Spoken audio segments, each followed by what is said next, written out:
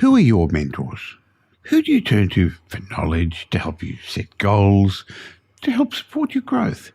Who do you turn to help keep you accountable and to offer encouragement? By the way, a great mentor does a lot more than that. It's impertinent to think that you can achieve the type of success on your own that took others decades to achieve. I guess mentors are a shortcut to success, and they also stop you going down the wrong path. They point you in the right direction. If you stand on the shoulders of your mentors, you're going to be able to see a lot further. Now, despite having a very substantial property portfolio and a very successful national business, I still have coaches. I still pay for coaches. I still have mentors. And in today's show, I'd like to discuss with you how I got Warren Buffett as one of my mentors. I'm also going to chat with Brett Warren about the type of properties that could end up the equivalent of those disastrous mining towns that we saw a couple of decades ago. We want to tell you about those so you can avoid them. And as always, I'm going to have my popular mindset moment for you. So welcome to today's show. Welcome to the Michael Yardney podcast, where twice each week you will learn a number of new ideas regarding success, property investment and money in around 30 minutes. Our show is brought to you by Metropole, who specialise in helping you grow, protect and pass on your wealth through strategic property and wealth advice. Now here's your host, Michael Yardney, Australia's authority in wealth creation through property, who has been voted one of Australia's top 50 most influential thought leaders.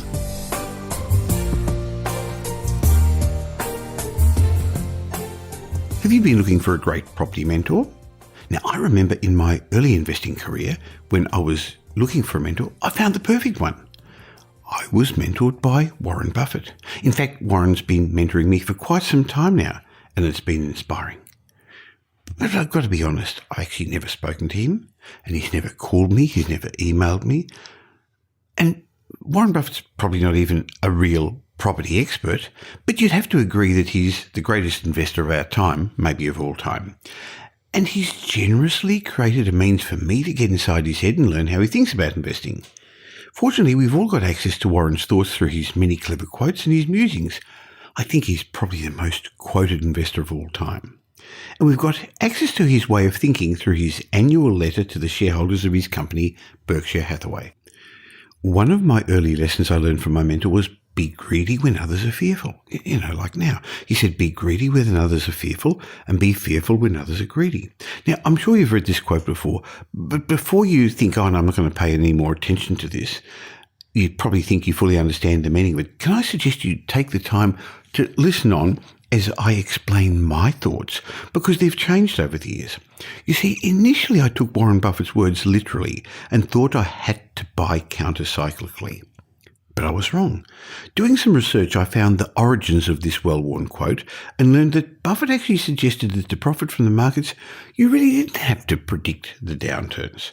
You see, I did some research and I found the origins of this well-worn quote, and I learned that Buffett actually suggested that to profit in the market, you don't really have to predict the downturns.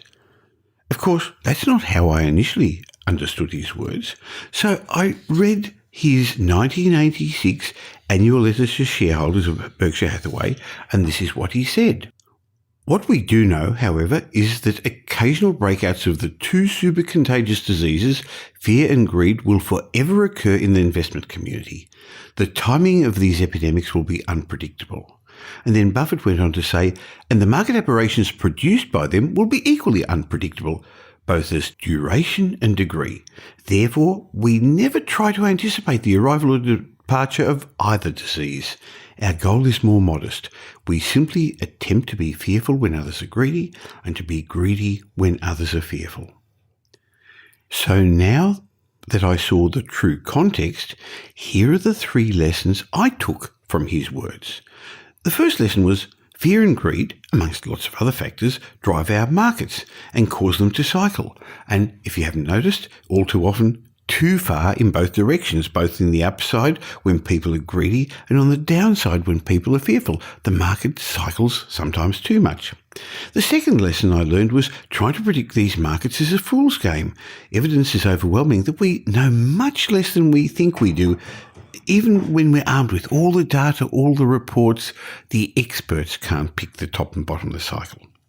And the third lesson I learned was, as an investor, you simply need to know that these cycles keep recurring and be prepared rather than surprised, and not to overreact, because when emotions affect our investment decisions, this clouds our judgment, and even the most rational person, the most rational investor, tends to act irrationally. But here's the problem. Your psychology and your instincts will try their best to persuade you not to act counterintuitively. Reading and agreeing with my mentor is worlds apart from acting like him when faced with a situation like some investors are at present, where there's so much negative talk in the media. For example, many investors currently are finding it hard to feel greedy when there's all those negative headlines and the property pessimists are out there. My advice to them would be to understand that the property market's behaving normally.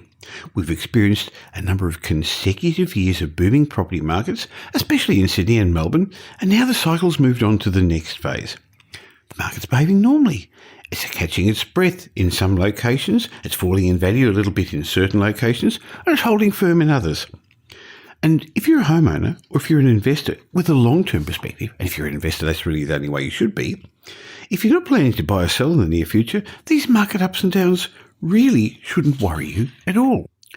On the other hand, if you're planning to buy, don't try and predict the bottom. Instead, be prepared. If you truly want to be greedy when everyone else is fearful, then get your finances in place and have a strategy that's market tested. You see, my view on this lesson has changed over the years. The lesson I initially took from my mentor was that understanding the recurring relationships between the different stages of the market cycle was critical. I thought it was really important to understand this market cycles to maximize my returns and to minimize my exposure, minimize my risk. And when I first learned this lesson, it made sense. If you know where things are heading and buy before the crowd does, before prices start to rise strongly, you're likely to make big profits. But over time, I realised that wasn't always the case. In fact, if you wait for the right opportunity countercyclically, you're often going to be left behind. So I'm actually not such a big believer in countercyclical investing, because I realised timing is one of the most misunderstood concepts with regards to property investing.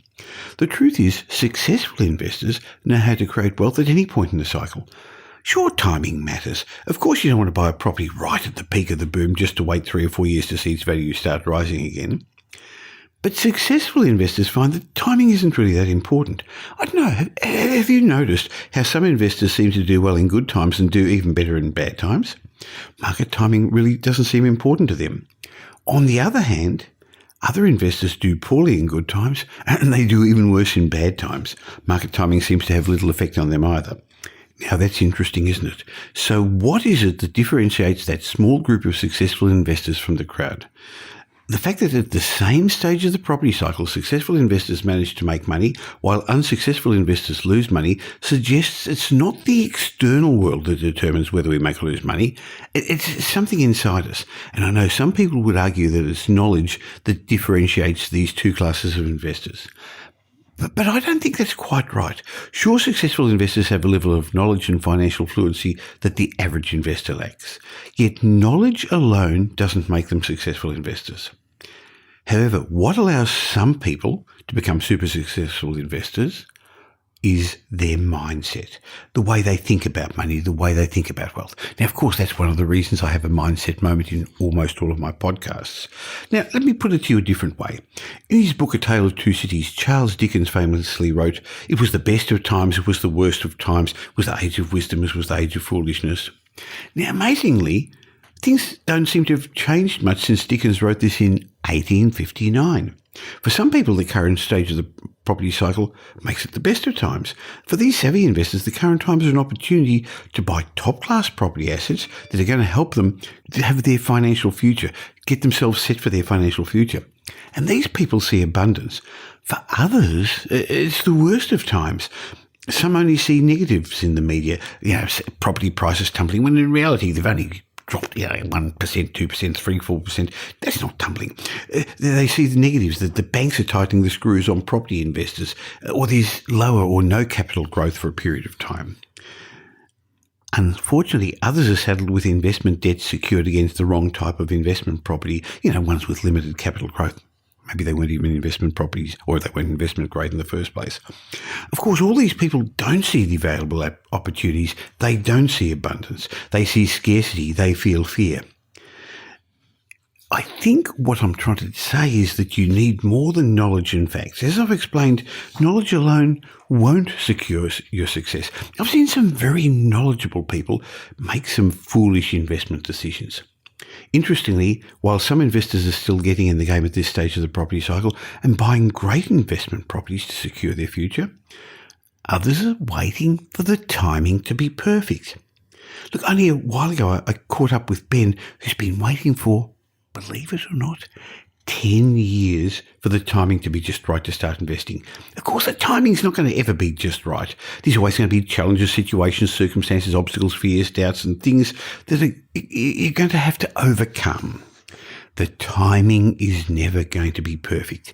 Now, 10 years ago, Ben saw some obstacles and didn't get into property investment. If he did, chances are if he bought a well-located capital city property, it would have, I don't know, close to doubled in value by now. Even if he paid a little bit too much, even if he bought at the wrong time of the cycle. You see, wealth is attracted to people who are decisive and committed. If you're waiting for the timing to be perfect, the timing will never be perfect for you. Currently, property investors are being given some great opportunities to buy properties as the markets have slowed a little. They're not at the frenetic pace that they were before. In many locations, we're in a buyer's market. I know personally I'm adding to my portfolio, as I did last year, and interestingly, the year before. Now, let me share another concept with you. It's the concept of when to versus how to investments. Now, I know many advisors recommend when to investments, which means you've got to know when to buy and in many cases when to sell. The problem is that timing's critical for these investments. If you buy low and sell high, you do well. However, if you get your timing wrong, your money can be wiped out. When to investments include shares, commodities, futures, and also chasing hotspots, trying to time the property market. That's a when to investment. I would rather put my money into how to investments, such as well-located, established capital city real estate, the sort that increases in value steadily and doesn't have the wild fluctuations in price, yet it's still powerful enough to generate wealth-producing rates of return through the benefits of leverage. And of course, during this more flat time of the market cycle, I like creating my own property growth. I manufacture capital growth by doing renovations, by doing developments. So, of course, while timing is still important in how to investments, it's nowhere near as important as how well you buy and how you add value. How to investments, interestingly, are rarely liquid but produce great wealth, while most when to investments produce only a handful of large winners. Unfortunately, they tend to create lots of losers. On the other hand, investing in well-located capital city residential real estate produces many wealthy people. Homeowners. They're not even investors, but they are really because their wealth is going up that way. And of course, investors. And it produces a handful of losers, those who don't buy the right sort of properties. Now, I want to give you one final lesson that I learned from my mentor. And that lesson is there's always a right time for advice. So if you're looking for independent advice, let me give you a shameless plug. No one can quite help you like the independent property strategists at Metropole.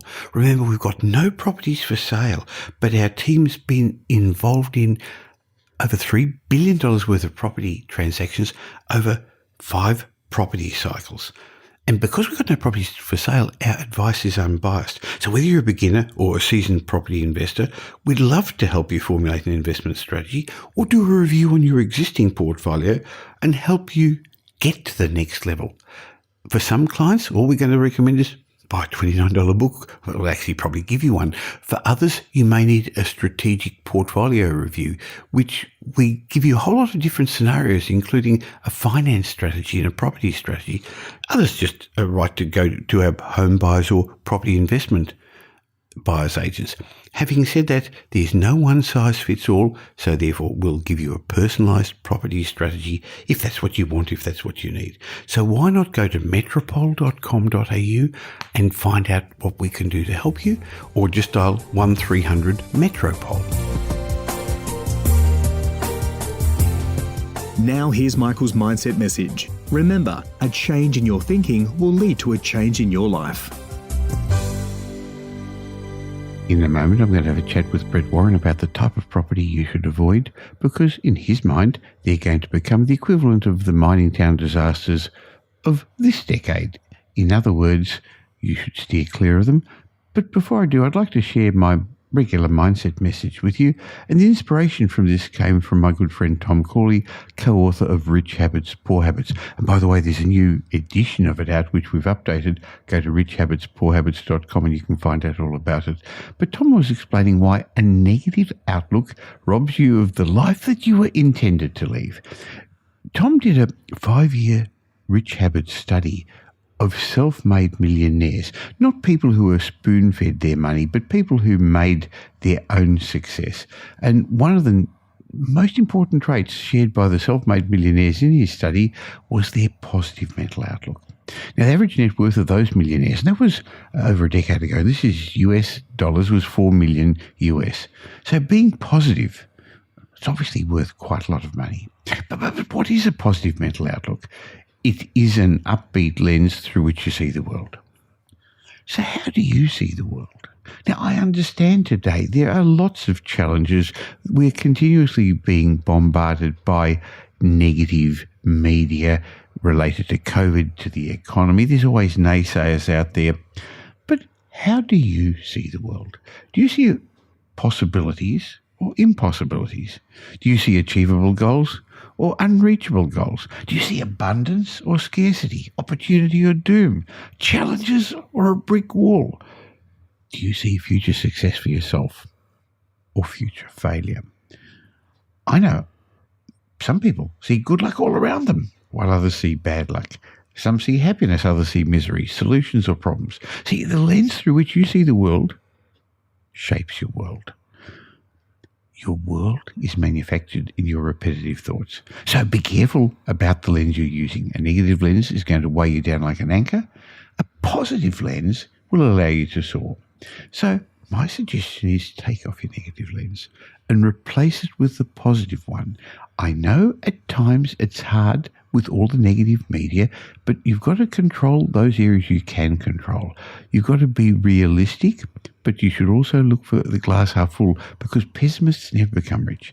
On the other hand, a positive mental outlook gives you a fighting chance to succeed, while a negative lens, it's like a thief.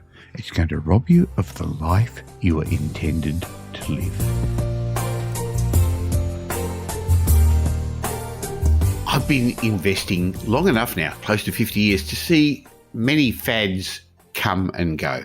In fact, every decade there seems to be a new fad, something to help investors get rich quick. I'm old enough to remember timeshare. That was the ability to buy a week or two's worth of property, even if you couldn't afford to buy the whole property yourself. And then you'd share the property with a bunch of other investors who simply couldn't afford to buy it either. Boy, did that turn out to be a disaster.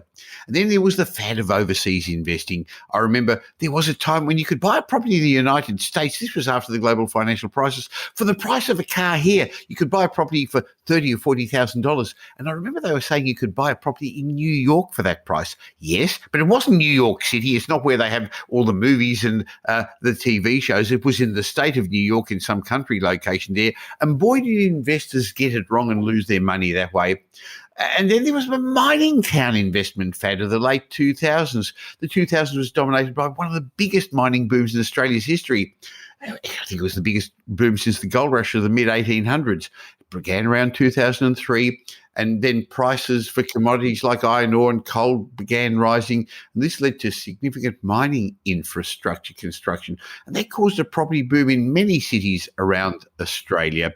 The mining towns, the country regions, hotspotting websites came up. They brought in naive investors thinking that they'd bought investment properties in places they'd never visited. Unfortunately, when the boom ended and the infrastructure spending finished in these tiny one-industry towns, the towns died and there wasn't the requirement for tenants in these small one-industry towns. Property prices in those locations free fell. I actually remember visiting one, Exmouth.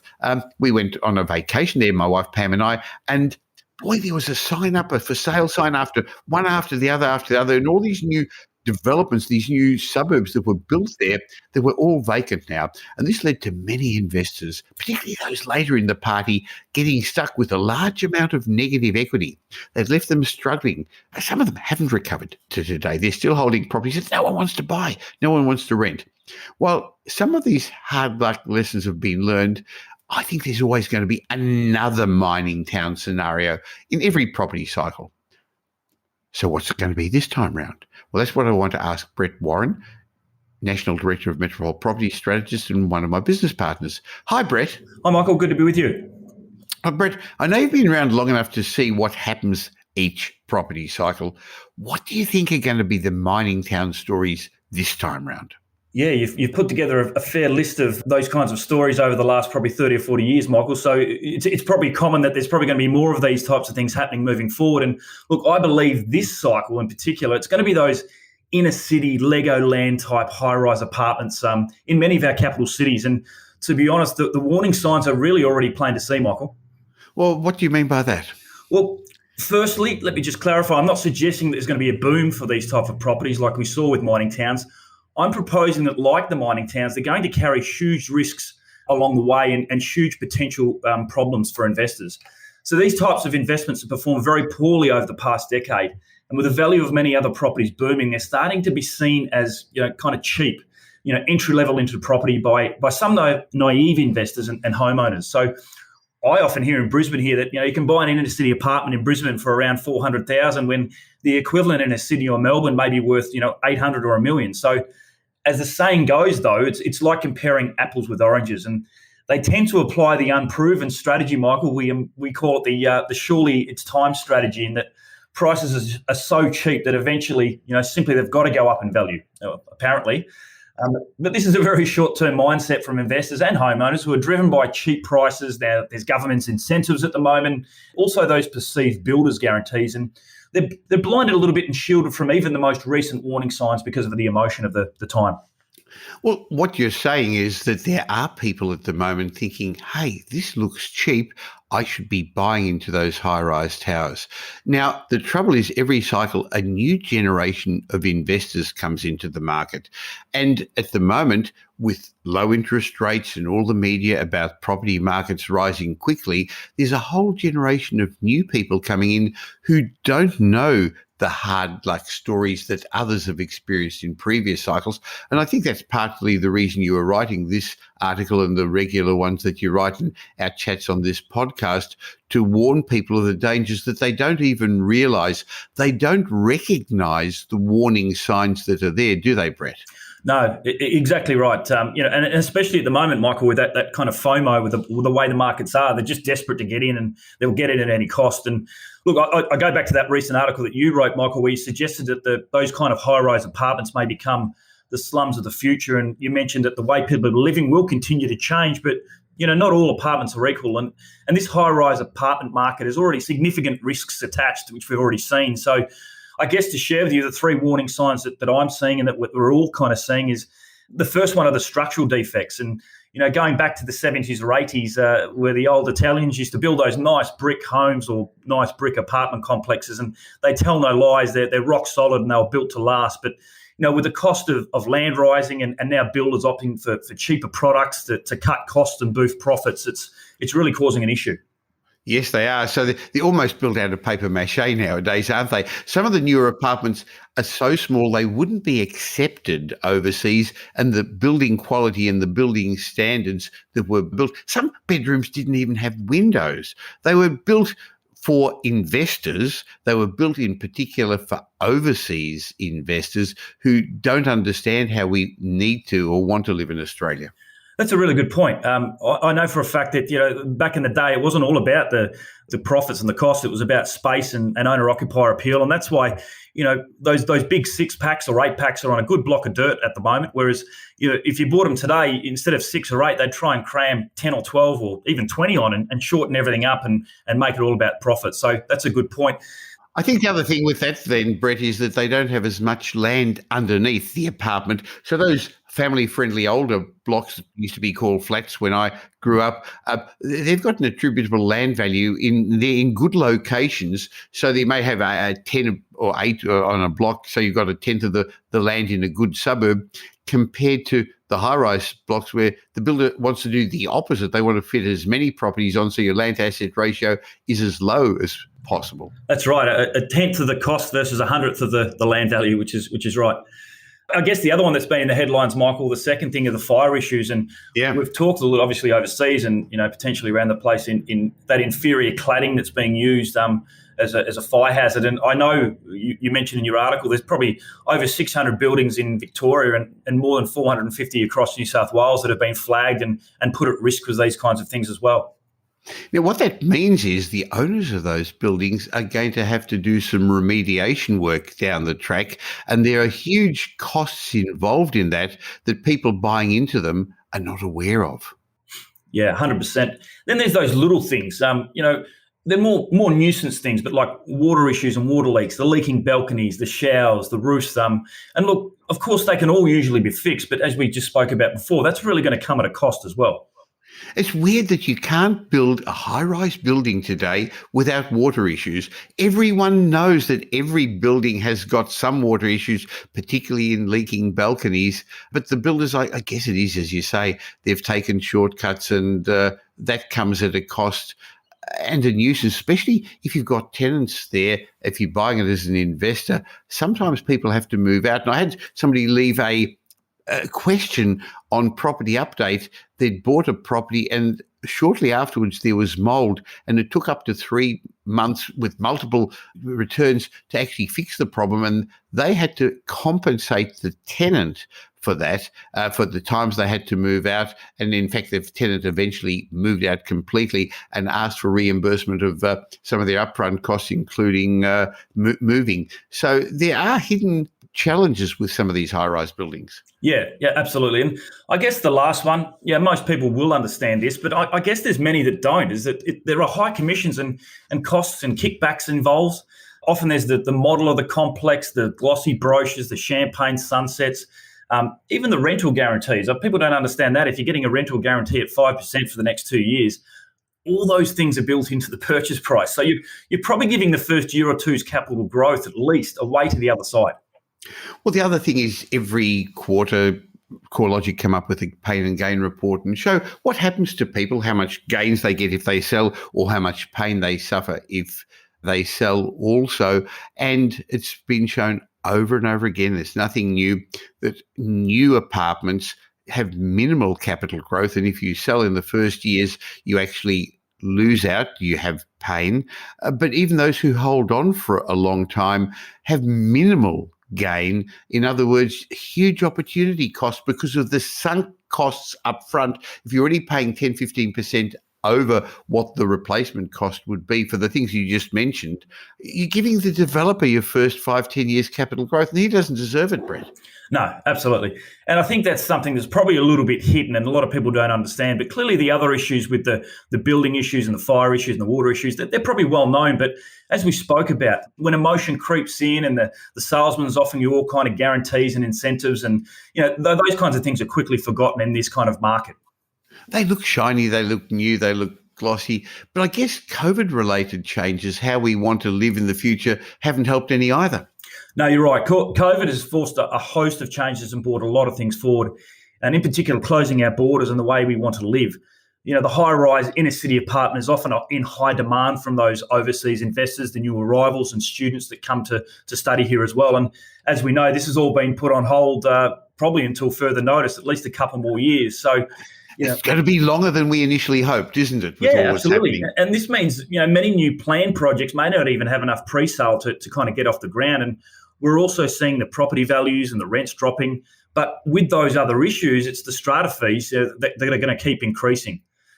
So the way owner-occupiers are choosing to live are also very different thanks to COVID and the lockdowns. They no longer want to be trapped inside that tight one-size-fits-all 1 or 2 bedroom apartment space that we spoke about before with no outdoor area. They're tending to favour more open space. They want more living space, a Zoom room or a gym, and an accessible outdoor space, maybe a bigger balcony or ideally a little small courtyard. And they're not too keen on those shared facilities in those many high-rise apartments. And as a result, demand is falling rapidly for these types of apartments, and it should be a huge concern for anyone looking for a cheap option to get into the market. So what you're really saying is don't be excited by the glossy prospect of something that's cheap. It's cheap for a reason. And just because it's cheap doesn't mean it's going to rise. We've spoken before about a rising tide lifts all ships. It doesn't actually. Some properties are going to outperform more than others, and you definitely don't want to be left with the wrong property when the tide goes out, do you? So is there any place at all for high-rise apartments in an investment portfolio? To put it bluntly, no. I see absolutely no reason to even consider these types of apartments in any form of investment moving forward. And as I outlined, there's just too many warning signs and risks on the way, and there's just too far greater risks and warning signs to consider.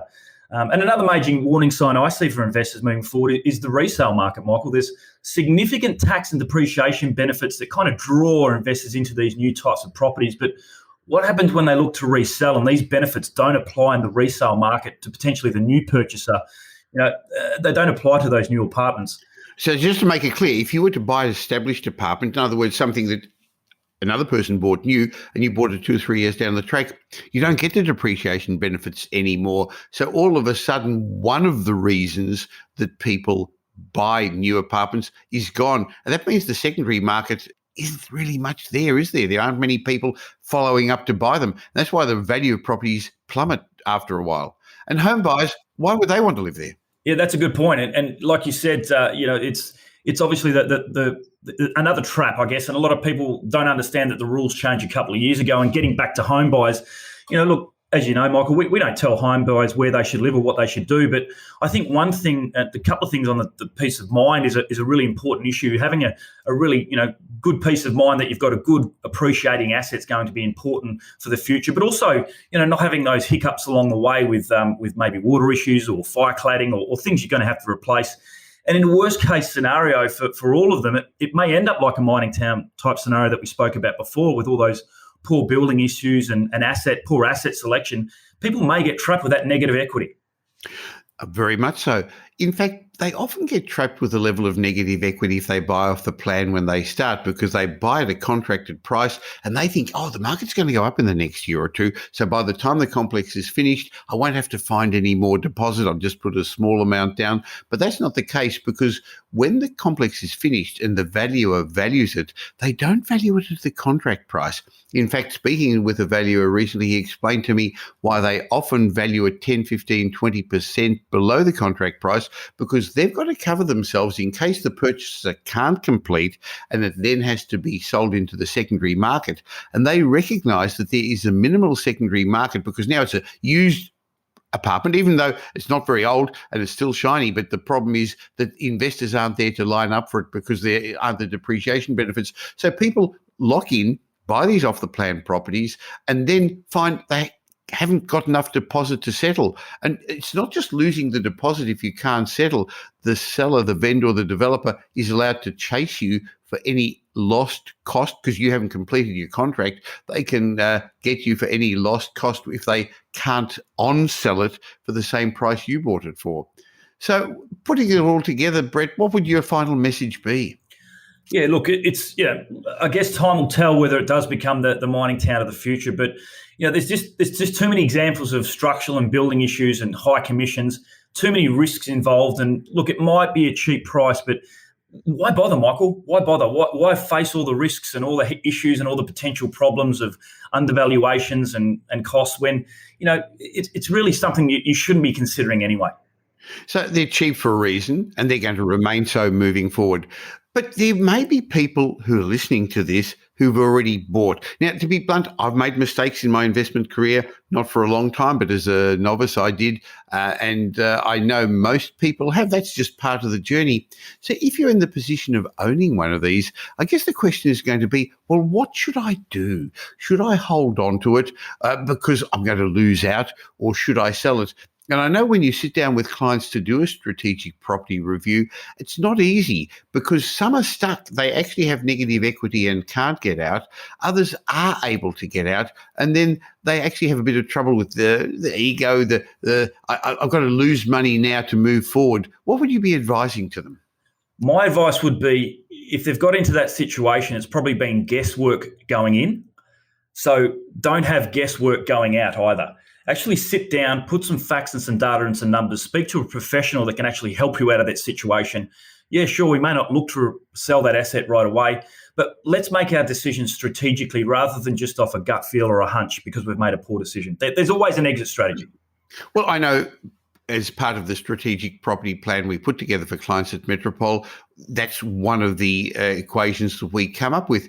If you were to sell, and it would come at a cost, and you may lose some money doing so, how long is it going to take to recoup your funds and then move forward? Because it's really the opportunity cost. Because even if these do move forward, it's likely that the increased value of these secondary properties is not going to be as high as a better property. So first of all, we want to understand if our client or potential client sells, because we've never put people into these, so they're not our clients because we bought the properties for them, but people come along to us because they've done this before. Could they even buy another property? Because sometimes selling up stops them having the opportunity of getting another one because they don't have the serviceability today or they've lost their equity. But if they have got the ability to do something else, then what could they do? What would the difference be? Let's put some real numbers and figures together. And even if you can't see much profit in the first year or two, if you actually, over a reasonable period of time, because you lose a bit to start with, but if over a reasonable period of time you move ahead and then from then on you're making more, it would seem to make sense to just get rid of this secondary property, wouldn't it? Yeah, look, and we always say it's a bit of a repeat record, Michael, but don't make long-term decisions based on short-term scenarios and information. So, actually sit down and yes, it may be something we need to move on, but we don't have to sell it straight away. It may be too much of a cost. We may not be able to replace it. So let's actually put it down, work it into your longer-term plan, and then come back and work out what we need to do with the property. So if you're serious about taking advantage of this property cycle, and we're a year or so into this property cycle, and even though property price growth is going to slow moving forward, we can't continue with the very strong growth we've had in the first half of this year. There's still quite significant growth and legs in this market. Take advantage of it by understanding where you are in your investment journey, or if you're a beginner, getting the right advice to get going. So why not have a chat with Brett Warren and his team at Metropole, part of my team as well. Go to metropole.com.au and find out about our range of services. Leave your details, have a chat, see if we could help you. And it all starts with putting a strategic plan together for you. And only then, if it's appropriate, you may choose to use our buyer's agency services, property management, renovations, development, financial planning, wealth advisory. Go to metropole.com.au and find out about how we can help you get direction, get the right sort of results, and get certainty in our markets today. Thanks for your time today, Brett. Thanks, Michael. Always good to talk. As we get to the end of today's show, I'd like to say thank you for spending the last half an hour or so with me. And if you got some benefit from it, why not help somebody else who you think would also benefit? Tell them about the Michael Yardney podcast or leave a review wherever you listen to this show. Now, if you'd like to catch me in between these twice weekly shows, just look for me on social media. Just look for Michael Yardney. And if you'd like even more information, once a day I leave a tip and chart some commentary on my private Facebook group. Go to Facebook, look for the Property Update private Facebook group. I'll leave a link in the show note, the Property Update private Facebook group. Why not join me and thousands of other property investors and get some insider tips? I'll be back again real soon. In the meantime, have a great week. Make it a great week. Thanks for listening to this episode of the Michael Yardney podcast, which was brought to you by Metropole, who help their clients grow, protect, and pass on their wealth through strategic property and wealth advice. If you like what you heard and don't already subscribe, you'll find us on iTunes or on your favourite Android app as the Michael Yardney podcast. Watch out for our next show, which comes to you twice a week, and you'll learn some new ideas about property investment, success, and money in around 30 minutes. To get more of Michael's thoughts, go across to www.propertyupdate.com.au and sign up for his daily morning briefing, and you'll hear from not only Michael but a group of leading property success and money experts. And just a reminder that the information you heard in this show today is general educational advice and not specific investment advice, as we don't know your personal circumstances. If you're looking for specific advice, why not ask the team at Metropole to help you?